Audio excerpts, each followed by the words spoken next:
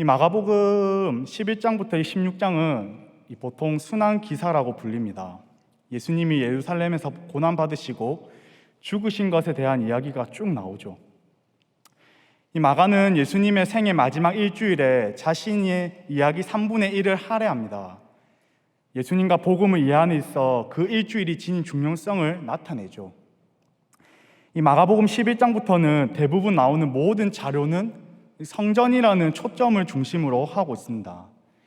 마가는 예수님을 성전을 보존하는 분으로도 개혁하는 분으로도 제시하지 않고 성전을 대신하는 분으로 제시합니다.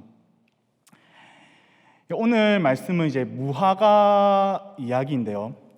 이 오늘의 본문을 들어가기에 앞서 저번 주에 우리 함께 살펴봤는데 이 12절부터 쭉 살펴봐야지만 이 오늘의 말씀을 좀 이해할 수가 있습니다. 그래서 이 12절부터 오늘 하나하나 좀 짚으면서 오늘 본문으로 쭉 들어가도록 하겠습니다. 이 무화과 나무 이야기는 이 마가의 편집 기법상 이 샌드위치 구조로 A 그리고 B 그다음 A 다시로 되어 있습니다. 이 무화과 나무 이야기가 바로 이어져 있지 않고 이야기가 떨어져 있습니다. 그리고 그 가운데는 성전 정화 사건이 담겨져 있습니다. 마가가 이렇게 배열한 것은 여기 가운데 있는 성전에 대한 중요성을 말하기 위함이었습니다. 예수님은 성전에 대한 말씀에서 무화과 나무의 이야기로 넘어가면서 성전에 대해 어떤 말씀을 하시려고 하는지 그 의미가 담겨 있는 것이죠. 얼핏 보면 성전을 심판하시고 벌하시는 것 같지만 이 본문은 성전을 심판하시겠다는 초점을 하고 있는 것이 아닙니다. 하나님의 생각, 하나님의 일하시는 방법은 늘 일관된 것이 있는데 이 심판이라는 수단을 통해서 결국은 살려내고 고쳐내고 싶은 것이 하나님의 본래 의도가 담겨 있다는 거예요. 성전이 갖고 있는 원래의 기능을 온전하게 회복하자는데 초점이 있는 거예요. 예수님께서 예루살렘을 입성하신 후에 이 베다니에서 나오는 길 가운데 마침 예수님이 시장하셨어요. 그리고는 저 멀리 잎이 무성한 무화과 나무를 보시죠. 여기서 예수님께서는 시장하셨는데 신성을 가지신 완전한 인간이셨기에 배가 고프셨다. 그래서 그것을 보여주는 것이다 라고 설명할 수도 있겠습니다. 이 해석은 틀린 것이 아니겠죠? 아닙니다. 그러나 꼭 굳이 여기서 예수님께서 완전한 인성을 가지신 분이심을 나타내고자 이렇게 표현했을까? 하나님의 아들로서 완전한 인성을 가지신 것은 이 본문 말고도 다른 본문을 통해서 많이 우리가 볼 수 있습니다. 자, 그렇다면 마가가 단순히 예수님께서 배고프셨다, 허기짐을 말하고 싶어서 이 시장이라는 말을 썼을까요? 이 대목에서 특이한 점을 발견할 수 있는데 본문에서 제자들과는 달리 예수님 홀로 배고파하셨음을 나타내고 있다는 것입니다. 여기서 시장이란 이 단어를 원문에 페이나오라는 단어를 사용하고 있습니다. 이 페이나오는 굶주리다라는 의미도 있지만 또 다른 뜻으로 어떤 의미로 쓰이는가? 열망하다, 간절히 바라다라는 뜻을 지니고 있습니다. 조금 있다가도 우리가 살펴보겠지만 이 무화과 나무 그리고 열매 그리고 그 나무를 향해 심판하시는 행동은 모두 다 상징적인 의미를 가지고 있습니다. 그러므로 시장하신지라라는 이 표현은 예수님께서 당시 그 시대를 향한 영적 허기짐, 어떤 열망을 드러내신 것이죠. 예수님께서는 과연 어떤 열망으로 가득하셨을까? 어떤 허기짐으로 가득하셨을까? 성경을 쭉 살펴보면 이 무화과 나무는 정통적으로 이스라엘 백성들을 가리킵니다. 이스라엘에게 가장 친근한 상징성인 나무가 이 무화과 나무이죠. 그래서 예수님은 단순히 허기가 져서 배가 고파졌다 그 말이 아니라 예수님이 이스라엘을 상징하는 이 무화과 나무에 대해서 강렬한 열망과 기대를 가지고 봤다는 것입니다. 이스라엘이 열매 맺기를 바라는 그 열망을 내포하고 있는 것이죠. 이런 하나님의 열망은 우리의 삶에도 동일하게 주어집니다. 하나님은 우리의 필요를 채우길 원하세요.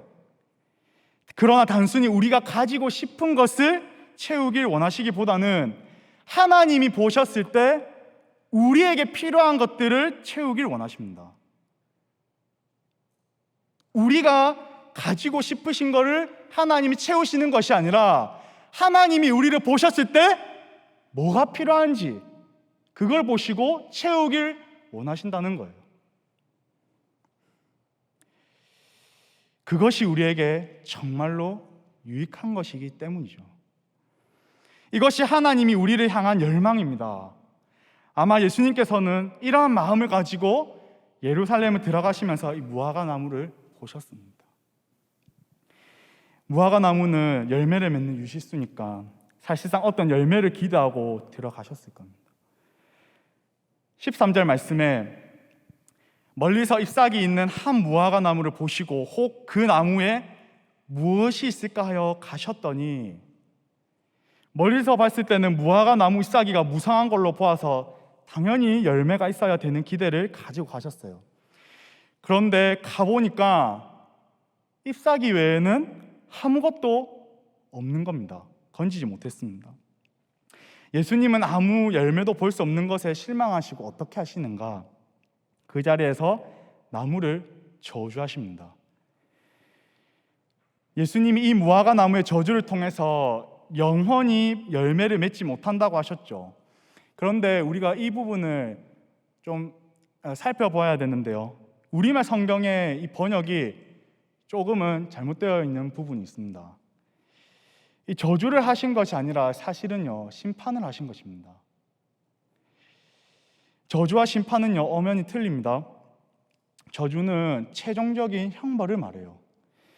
하지만 예수님은 이 함부로 저주를 하시는 분이 아니십니다. 무화과 나무에게 저주를 하신 것이 아니라 그래서 심판을 하신 것입니다. 그런데 이 본문에 보면은 이 무화과의 때가 아니라고 말합니다. 무화과 때가 아닌데도 예수님의 이러한 행하신 모습을 우리는 쉽사리 이해하기가 어렵습니다. 그래서 이 본문을 가지고 많은 신학자들은 이 부분을 해석하고자 여러 시도들을 해왔는데요. 가장 설득력 있는 해석은요, 이 시기가 6월절인데 이 팔레스타인 무화과 나무는 잎이 나기 시작하는 그 6월절 전에 아주 작은 가시를 맺었다는 그 해석입니다.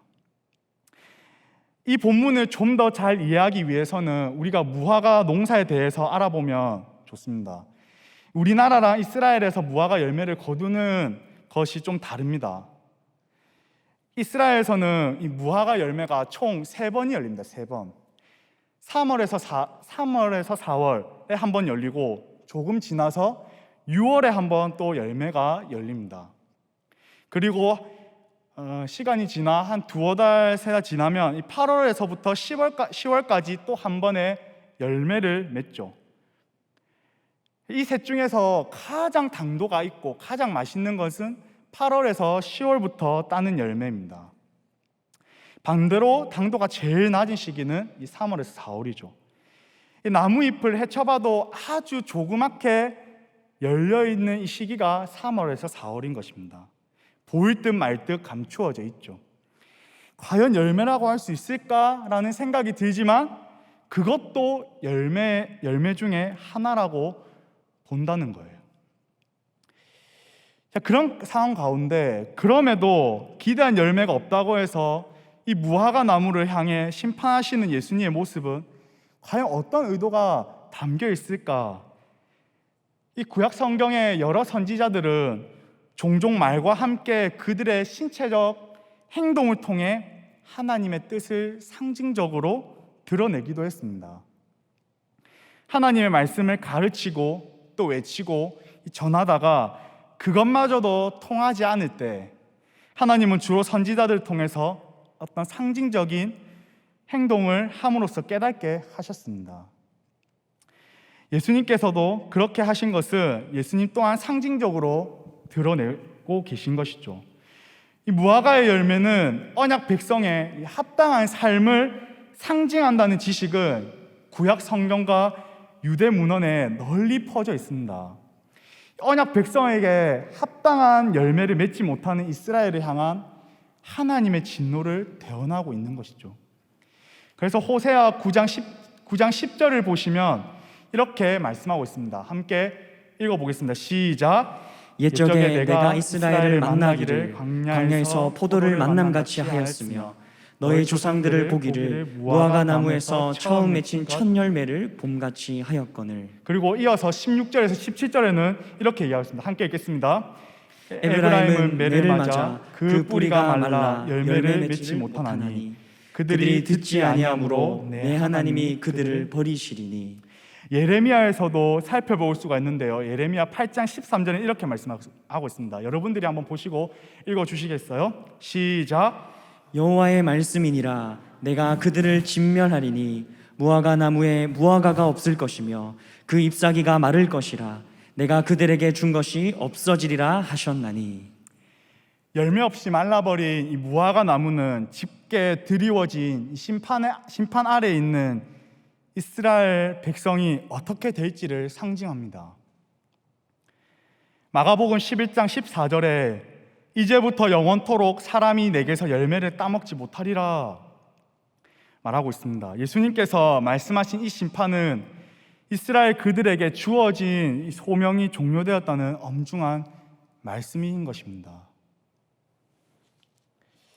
하나님께서 우리 개인이나 공동체나 국가적으로 어떤 큰 사인을 주실 때가 있습니다.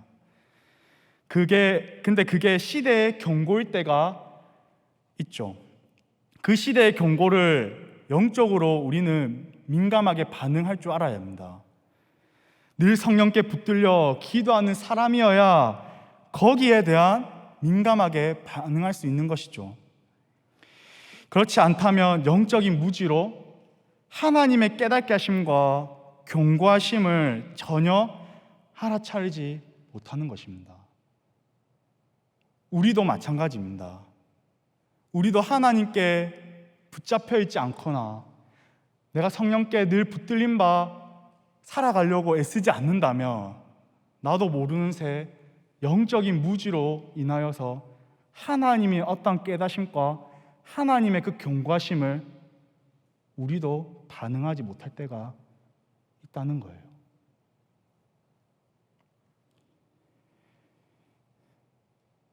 그래서 우리가 이 자리에서 예배 드리는 것, 여러분들 그 평일에 하나님께서 허락하신 그 삶의 자리가 굉장히 중요한 것입니다. 왜요? 죽고 사는 문제이기 때문에.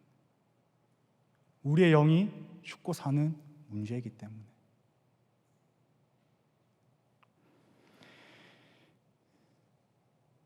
오늘 예수님은 예루살렘으로 들어가시면서 입만 무성했던 무화과 나무를 통해 그 당시 이스라엘의 종교 상태를 신랄하게 고발하고 있는 것입니다.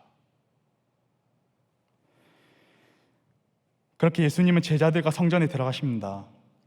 그런데 성전 안에는 어떤 일들이 벌어지고 있었는가? 매매하는 사람들, 돈은 바꾸는 사람들이 활개를 치고 있었습니다. 왜 이런 자들이 있었을까? 이스라엘의 순례 명절을 보면은요, 대표적으로 유월절, 오순절, 초막절이 있었습니다. 그래서 이스라엘 남자들은 출애굽기와 레위기에 명시된 것처럼 1년에 3번은 반드시 하나님의 성전에 모든 남자들은 나오게 되어 있었습니다. 그들은 나올 때 성전세를 바쳤습니다. 현금 명목으로 말이죠. 그리고 유대에 사는 사람들뿐만 아니라 전 세계 디아스포라 유대인들도 그 3번은 반드시 성전으로 와야 했습니다. 그들은 유대 화폐가 없고 자신들이 가지고 있는 각 지역의 화폐를 들고 나왔습니다. 그러면 각 지역에서 자신들이 쓰는 돈을 바꿔야 하는데 그 돈을 성전 안에 있는 환전소에서 바꿨습니다. 바꿀 데가 없으니까요. 이때 돈을 바꿔줄 때 엄청난 폭리를 취합니다. 어쩔 수 없이 성전 안에 있는 환전소에서 돈을 거래를 해야 하기 때문에 이 폭리에 의해서 많은 돈을 착취를 당할 수밖에 없었죠. 환전소는 원래 다른 곳에 위치해 있었는데 이게 점점 내려와서 성전 안까지 들어가게 된 것입니다. 이렇게 된 것은 대제사장들의 그 혈통들이 전부 자리를 잡고 앉아 권력을 쥐고 있었기 때문입니다. 이런 모습뿐만 있었던 것이 아닙니다. 성전 안에는 재물을 매매하는 자들도 있었습니다. 재물은 사고 파는 것이 아니라 준비하는 것입니다. 그런데 지금 성전에서는 재물을 거래할 수 있도록 이루어지고 있습니다. 15절 하반절을 보시면요, 비둘기 파는 자들이 나오는데 가난한 사람들이 가지고 나오는 재물이 바로 비둘기였죠. 하지만 이곳에서는요, 비둘기만 판 것이 아닙니다. 온갖 재물에 필요한 짐승들을 다 팔았습니다. 거기 안에는 재물을 감별하는 감별소가 있었는데요, 백성들이 예물을 준비해서 오면 그 감별소들이 온갖 트집을 다 잡았습니다. 이 재물은 이래 이래서 안 돼. 이거 보니까 이 재물은 또 이래 이래서 안 돼. 아니, 어디서 이런 재물을 드려? 안 돼! 이렇게 검사관들한테 통과를 못하니까 어쩔 수 없이 그들이 따로 준비한 재물들을 살 수밖에 없었습니다. 하나님께 예배를 드려야 하니까 가격이 아무리 비싸도 살 수밖에 없었던 것이죠. 이러한 일들이 지금 하나님을 찬양하고 하나님께 경배하는 성전 안에서 모습질들이 벌어지고 있었습니다. 이에 대해 예수님은 둘러 엎으시고 허락하지 않으십니다. 그렇게 하시고 나서 뭐라고 말씀하시는가? 17절 말씀인데요, 한번 읽어주시겠어요? 시작. 내 집은 만민이 기도하는 집이라 너희는 강도의 소굴을 만들었어가. 예수님이 이렇게 말씀하십니다. 성전이 제대로 역할을 하도록 돕는 자들이 도리어 성전을 돈이나 괄치하는 장소로 만들어버렸습니다. 성전은 이스라엘 백성의 신앙의 중심이기에 이런 부패와 영적 타락은 다른 무엇보다 심각한 것이었습니다.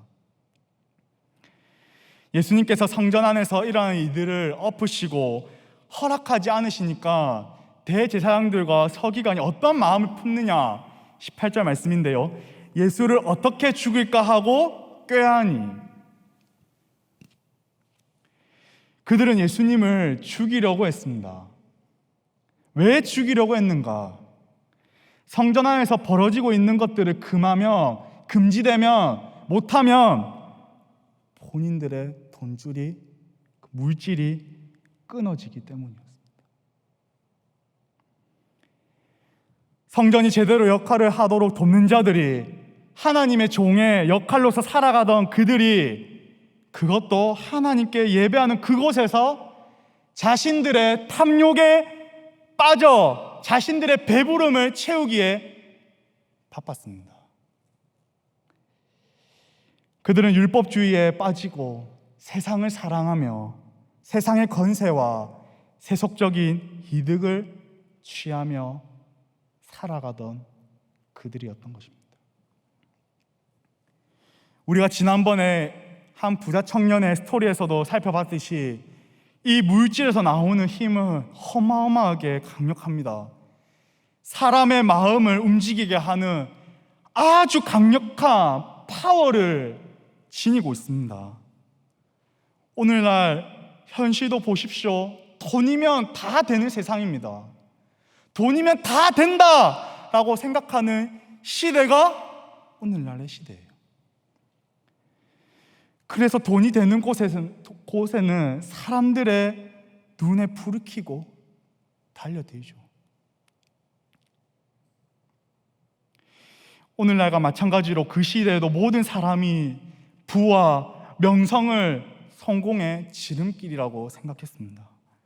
보통 사람들은 성공하기 위해 살아갑니다. 이 성공의 기준과 가치가 성경의 기준과 동떨어지는 경우가 많습니다. 일반적으로 성공의 기준이 부와 명예를 얻는 것이죠. 그래서 궁극적으로 내가 편안하게 잘 먹고 내가 잘 사는 것이 우리의 인생의 성공이라고 생각합니다. 하지만 예수님께서 생각하시는 성공은요, 전혀 달랐어요.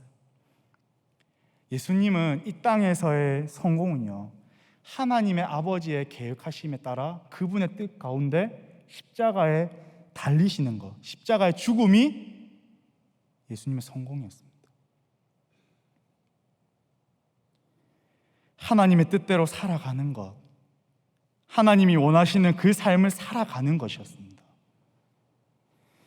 그러므로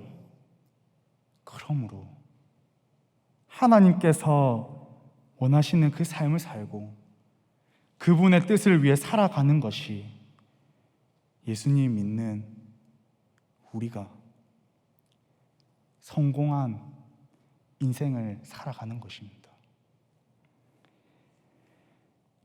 성전 정화 사건 이후 그들이 아침에 지나갈 때 무화과 나무가 뿌리째 마른 것을 보게 됩니다. 뿌리째로 말랐다는 것은 완전히 죽어버렸다는 것을 의미합니다. 더 이상 희망이 없다는 것을 가리키죠. 뒷부분에 등장할 이 마가복음 13장 2절에는요, 돌 하나도 돌 위에 남지 않고 다 무너뜨려지리라 라고 말씀합니다. 성전이 하나도 남지 않고 다 무너지리라고 말씀하시죠. 그런데 이 성전은 예수님 곧 자신을 가리킨 것이었습니다. 요한복음 2장 19절에 이 성전을 헐라 내가 사흘 동안 일으키리라 말씀하셨습니다. 곧 예수님께서 머지않아 자신이 십자가에 못 박히시는 것을 드러내고 있는 것입니다. 이어 요한복음 2장 22절에는 이렇게 말씀합니다. 예수는 성전된 자기 육체를 가리켜 말씀하신 것이라. 성전이 파괴된 것은 민족 전체가 신실하지 못한 결과였습니다. 보다 구체적으로는 이스라엘의 부패한 지도자 때문이었습니다. 그래서 예수님은 이를 회복시키기 원해서 훗날 자신이 십자가에 못 박히신 것입니다. 무화과 나무가 뿌리째 마른 것을 보고 제자인 베드로가 갑자기 생각이 나서 예수님께 여쭤봅니다. 랍비여, 보소서, 저주하신 무화과 나무가 말랐나이다. 베드로가 예수님을 랍비여라고 부르고 있는데요, 어느 유대인이나 율법 선생이면 부를 수 있는 호칭이었습니다. 이는 예수님이 아직 어떠한 분인지 정확하게 알지 못하고 있음을 보여주는 것이죠. 예수님의 사역을 받고 예수님께서 행하신 기적도 봤습니다. 계속해서 동행했음에도 불구하고 여전히 예수님이 어떠한 분인지 제자들은 몰랐던 것입니다. 우리도 예수님이 어떠한 분인지 내가 잘 알 필요가 있습니다. 내가 무엇을 하면서 살아가야 되는지, 내가 누구를 위해서 살아가야 하는지, 나는 누구에게 속해 있는지. 그리고 오늘 이제 본문에 들어와서 21절에 이 21절에도 번역이 저주라고 되어 있는데 저주가 아니라 심판으로 봐야 합니다. 예수님은 제자 베드로의 질문을 들으시고 제자들에게 대답하시는데 그 대답이 21절, 24절, 25절 이 세 부분으로 답변하십니다. 말씀하시죠. 핵심 키워드를 뽑아보자면요, 이렇습니다. 믿음, 기도, 용서입니다. 성전 정화를 하시고 무화과 나무 사건을 통해 이스라엘의 심판을 기억하고 그것을 새롭게 되새겨야 할 오늘날 그리스도인은 어떤 모습을 분명히 하면서 살아가야 하는가? 예수님을 믿는 그리스도이라면 어떤 모습을, 어떤 본질의 모습을 갖춘 채 살아가야 하는가? 22절에서 25절 본문을 통해서 잘 나와 있습니다. 그것을 함께 살펴보고 마치겠습니다. 첫 번째는 하나님의 믿음을 가져야 합니다. 베드로의 질문을 들으신 후 예수님은 첫 번째로 믿음에 관해 이야기를 하십니다. 22절에 하나님을 믿으라 라고 되어 있는데 이것을 원문으로 보시면요, 하나님을 믿으라 라는 말이 아닙니다. 하나님의 믿음을 가져라입니다. 이 믿음은 하나님께서 주시는 선물입니다. 하나님이 주셔야지만 가질 수 있는 은혜이죠. 우리는 이 선물을 수납하고 수용하면 되는 것입니다. 이것은요, 나의 의지적으로 믿을 수 있는 문제를 말하는 것이 아닙니다. 하나님께서 은혜를 주셔야지만 가능한 거예요. 지금 이 자리에 앉아 하나님께 예배드리는 저와 여러분은 하나님께서 은혜로 주신 이 선물 때문에 있는 거예요. 나의 의지적으로 있기보다는 하나님께서 이 믿음이라는 은혜의 선물을 주셨기 때문에 저와 여러분이 이 자리에 있는 거라고요. 여러분들이 하나님을 믿고 싶다고 해서 믿을 수 있는 것이 결코 아니에요. 착각하지 마십시오. 하늘에 계신 하나님 아버지께서 믿음이라는 그 선물을 우리에게 주셔야지만 그때 비로소 하나님을 믿을 수 있는 거예요.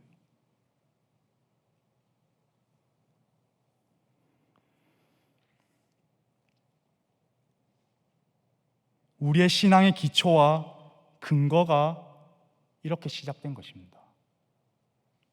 지금 이 자리에 있는 것, 하나님의 은혜임을 기억하시길 바랍니다. 아멘.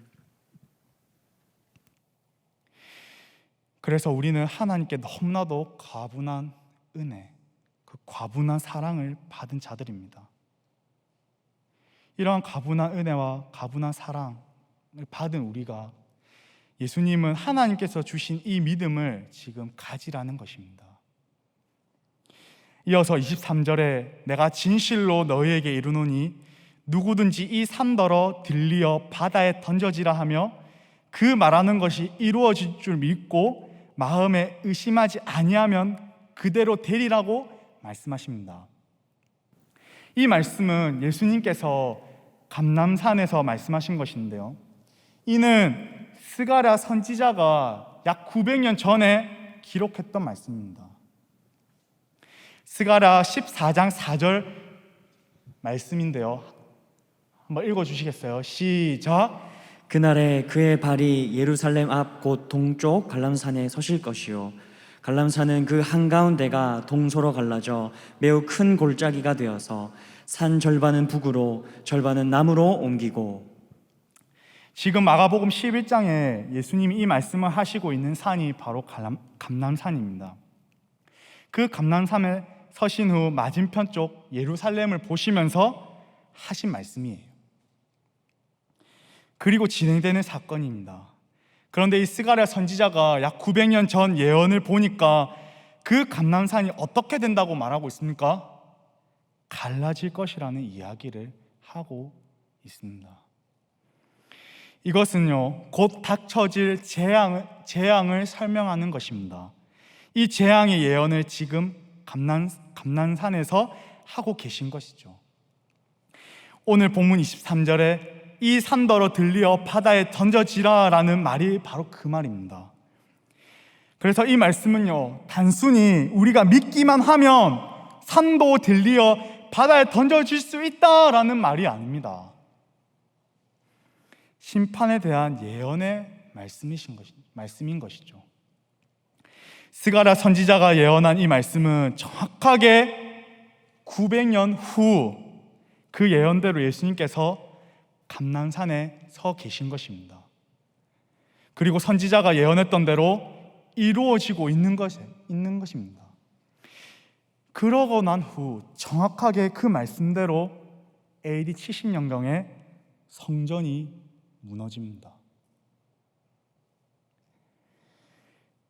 이는 종교적 형식만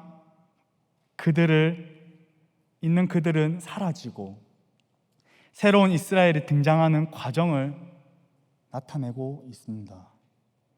예수님을 거부하고 죽이려고 하는 이스라엘 민족은 심판을 받고 구속사의 무대에서 사라질 것입니다. 출애굽기에서 출애굽 1세대도 마찬가지였죠. 하나님의 기적을 받고 하나님의 은혜를 입었지만 하나님 앞에서 불평불만을 하던 그 출애굽 1세대는요 결국 하나님의 약속하신 가나안 땅에 들어가지 못하고 광야에서 다 죽죠.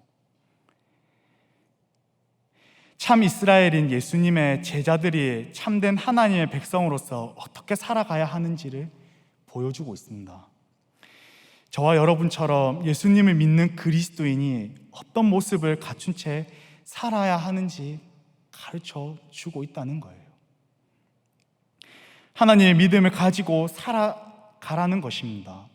하나님은 불가능이 없으신 분이시고 전능하신 분이심을 기억하고 이런 분을 믿으라는 거예요. 하나님께서 저희들에게 은혜의 선물로 주신 이 믿음을 가지고 우리는 이 땅을 살아가야 합니다. 인생의 긴 여정 가운데 우리에게 많은 일들이 벌어질 겁니다. 좋은 일들만 일어났으면 좋겠습니다만 우리의 인생은 다 그렇지 않죠. 생각하지도 못한 상황들이 우리 눈앞에 펼쳐져 있을 수도 있습니다. 온갖 고난이 찾아올 수도, 내가 이해할 수 없는 고난의 인생길을 걸어갈 때도 있을 수 있습니다. 그때 그 순간에 우리가 놓치지 말아야 할 것은 바로 하나님께서 주신 이 믿음입니다. 믿음. 하나님께서 우리에게 주신 이 믿음을 끝까지 붙잡고 살아갑시다. 우리의 삶 가운데 어떤 상황이 닥쳐와도 우리 하나님이 어떤 분이신지 기억함으로 끝까지 믿음을 놓지 않아 살아가는 저와 여러분이 되기를 간절히 바랍니다. 아멘. 믿음을 붙잡고 이 땅에서 살아갈 때 하나님의 자녀로서 그리스도인으로서 갖춰야 할 본질의 모습 두 번째는 무엇인가? 하나님께 기도하는 삶이어야 됩니다. 24절입니다. 함께 읽겠습니다. 시작. 무엇이든지 기도하고 구하는 것은 받은 줄로 믿으라. 그리하면 너희에게 그대로 되리라. 아멘. 믿음의 동역자 여러분, 기도의 가장 중요한 가치는 무엇이라고 생각하십니까? 여러분들 각자 생각하시는 게 있으시겠죠. 우리가 기도하다 보면은요, 그 기도가 바로바로 응답이 되던가요? 물론 바로 응답이 되는 분들도 계시겠지만 우리가 신앙생활을 쭉 하다 보면요, 하나님께 드린 그 기도가 바로바로 응답하지 않을 때가 너무나 많죠. 그래서 기도는요, 어찌 보면 기다림입니다. 기다림. 하나님이 계획하시고 약속하신 그 메시아를 기도하면서 기다리는 것입니다. 이 당시 백성들에게는 초림의 예수님을 기다렸지만 우리에게는 마지막으로 심판하러 오실 그 예수님이 다시 오시는 그 시간을 우리는 기도하면서 이 땅을 살아가면서 기다리는 것입니다. 그 기다림은 기도 속에서 이루어져야 됩니다. 기도하며 기다리는 시간을 통해 하나님은 나를 바꾸어 가십니다. 멀게는 예수님께서 다시 오실 것을 기다리는 것이죠. 우리가 살아가는 이 크로노스 시간 속에서 기도하며 기다리는 시간을 통해 내가 변화되고 하나님이 어떠한 분인지 하나님을 우리는 배우게 되죠. 그 기다림 속에서 예수님을 닮은 자로 변화되어는 과정입니다. 그래서 기도는요, 우리가 아름답게 단장해 나가는 과정인 거예요. 하지만 이 기도를 하지 않으면 우리에게는 이런 아무런 변화가 일어나지 않고 변화되지 않습니다. 또한 다시 오실 예수님을 기대하면서 그분을 위해 살아가는 삶이 결코 될 수 없습니다. 기도하지 않으면요. 기도는 하나님과 대화하는 것이요, 그분의 뜻을 구하며 인내하며 살아가는 것이 기도입니다. 기도에 관해서는 우리가 교회 다니면서 너무나 많이 들었죠. 너무나 많이 듣습니다. 그래서 너무나 익숙하고 너무나 잘 알아요.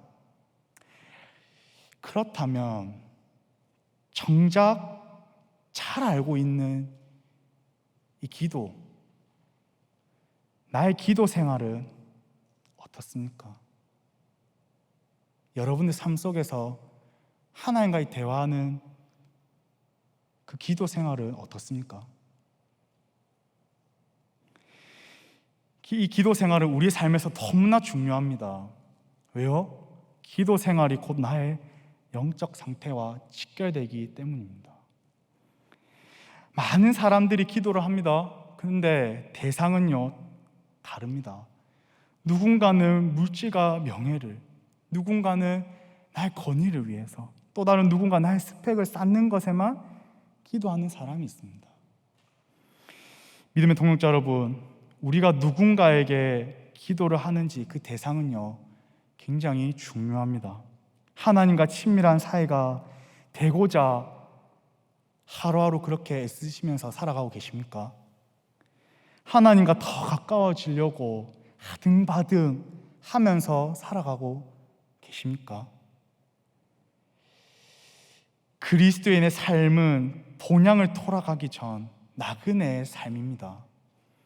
하나님 위해 살아가다 때가 되면 그분께 가는 게 우리의 삶이죠. 그렇게 그분의 뜻이 나를 통해 이루어 가실 수 있도록 기도하면서 기다리고 인내하면서 사는 것이 우리의 삶입니다. 이 땅에서의 부귀영화를 누리기 위해 살아가지 마십시오. 그분을 위해 사는 삶이 우리의 삶의 진정한 목적이요, 그리스도인으로서 성공한 인생입니다. 영원하지 않는 것에 영혼을 버리지 마십시오.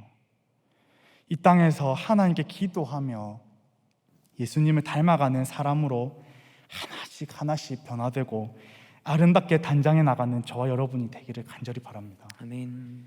살아가다 인생이 지치고 너무나 힘들어 다 포기하고 싶은 순간이 있을 때 믿음을 붙잡고 더불어 하나님께 기도의 끈을 놓지 않고 살아가는 저 여러분이 되기를 예수님의 이름으로 축복합니다. 아멘. 마지막으로 그리스도인이 갖춰야 할 본질의 모습은 무엇인가? 용서입니다. 용서하는 모습이 있어야 합니다. 25절입니다. 한번 읽겠습니다. 시작. 서서 기도할 때에 아무에게나 혐의가 있거든 용서하라. 그리하여야 하늘에 계신 너의 아버지께서도 너의 허물을 사하여 주시리라. 아멘. 성도로서 마지막 성품이라고 할 수 있는 것이 있다면 용서입니다. 우리 인간이 정말 안 되는 것 중에 하나가 용서죠. 용서. 상대방이 나를 해코지해 보십시오. 우리는 복수심에 바로 불타오릅니다. 아니면 그 사람과는 대화도 하지 않으려고 하고 또 연을 끊고 절교를 해버립니다. 그냥 뭐 안 보면 그만이지, 너 말고도 다른 사람들 많다라고 생각하면서 말이죠. 타인을 용서하는 것은 결코 쉽지 않습니다. 진정한 용서가 이루어지면 거기에 따라오는 게 환대입니다. 환대. 만약에 상대방에 대한 마음을 활짝 열고 환대가 없으면 아직 거기에는 진정한 용서가 없는 것입니다. 거긴 진정한 용서가 아닌 것이죠. 인간에게 죄성이 있기에 용서하는 게 너무나 어렵습니다. 여러분들도 용서하는 게 어려울 겁니다. 그리스도이면 이 용서를 하면서 우리는 살아가야 하는데 어떻게 용서를 하면서 살아갈 수 있을까? 그것은 예수님께서 우리를 용서하신 것을 기억하는 것입니다. 내가 용서를 하려고 막 애써서 힘써서 하기보다는 하나님께서 나를 용서하신 것을 기억하는 것입니다. 내가 어떤 존재로 살아가다가 주님으로부터 얼마나 큰 용서를 받은 존재인지를 내가 다시 한번 상기하고 기억하는 것이죠. 용서를 다른 표현하면 무엇인가? 마태복음 5장 24절에 나오는 게 있는데요, 그것은요, 제사와 제물이 나옵니다. 이는 죽음이 전제된 것이죠. 예수님의 죽음으로 용서의 은혜를 입은 자들입니다. 우리는 근본 자체가 하나님께 갚을 수 없는 빚을 진 인생입니다. 1만 달란트의 빚을 진 결코 갚을 수 없는 그 은혜를 받은 것이 저와 여러분이라는 거예요. 그분의 대속의 죽음 없이는 우리의 생명이 존재할 수 없었습니다. 십자가로 말미암아 하나님의 공의와 사랑으로 인해 우리에게 구원과 생명을 주신 것입니다. 용서는 단순히 인격적인 용어가 아닙니다. 하나님은 단지 우리끼리만 용서받고 좋아라 해라고 주신 것이 아닙니다. 용서를 통해 내가 구원받고 은혜받은 생명을 세상 속으로 확대해 나가라는 것입니다. 그 목적으로 인해 우리를 먼저 택하시고 용서하시고 그 용서하심을 말미암아 구원과 생명을 주신 것이라고요. 이것이 흘러나가기 시작할 때, 우리를 통하여서 이것이 흘러나가기 시작할 때 하나님의 통치가 그들 가운데, 세상 한가운데 임하기 시작할 겁니다. 그러므로 용서는 우리의 목적이 아닙니다. 용서는요, 우리의 삶 속에서 본질입니다. 복음의 역사가 일어나니까요. 하나님이 원하시는 것이니까요. 용서를 순종해 나가는 하나님의 자녀들을 통해 하나님의 나라의 확장이 이루어집니다. 우리의 이런 모습과 행동으로 인해 믿지 않는 사람들에게 생명과 기쁨이, 하나님의 통치하심이 그들 가운데 스며들기 시작한다는 것입니다. 저와 여러분은 하나님께 평생 갚을 수 없는 빚을 진 사람들입니다. 영원한 형벌을 받아야 마땅한 우리를 예수 그리스도를 통해 우리의 죄를 깨끗이 사해 주셨고 용서해 주셨습니다. 믿습니까? 그 어떤 걸로도 비교할 수 없는 이 하나님의 사랑을 입었습니다. 이 은혜를 기억한다면 우리는 기꺼이 충분히 용서하면서 살아갈 수 있지 않겠습니까? 내가 받은 게 얼마나 큰데요. 나를 창조하신 그 하나님으로부터 나에게 부어주신 그 은혜와 사랑이 얼마나 큰데요. 그러므로 용서하면서 살아갈 수 있습니다. 아니, 이것을 기억하면서 살아간다면 용서하면서 우리는 반드시 살아가야 합니다. 말씀을 맺겠습니다. 외적인 허영심과 가식적인 모습, 종교적인 형식으로만 가득했던 이스라엘은 결국에는 심판을 받습니다. 하나님께 예배 드리는 곳에서 부패한 현장이 벌어지고 있었습니다. 하나님의 백성들로 칭하던 그들, 하나님을 믿는 자로 살아가는 것이 아니라 자신들의 욕망으로 살아갔습니다. 겉과 속이 전혀 다른 모습이었습니다. 하나님을 믿는 백성다운 모습은 아예 없었고 하나님의 원하시는 모습으로 살아가려고 하는 것도 없었습니다. 믿음의 동역자 여러분, 이 이스라엘 백성의 영적인 무지로 말미암아 심판을 받게 되는 것을 우리가 볼 수 있습니다. 에스겔 선지자가 예언한 대로 그분께서 친히 성소로 되겠다고, 친히 성전으로 대신하여 오시겠다고 말씀하셨습니다. 그러고는 주님께서 친히 이 땅에 육체의 몸을 입고 오셨죠. 그러나 이스라엘은 영적 무감각으로 말미암아 그것을 깨닫지 못하고 자신들의 탐욕만 채웠습니다.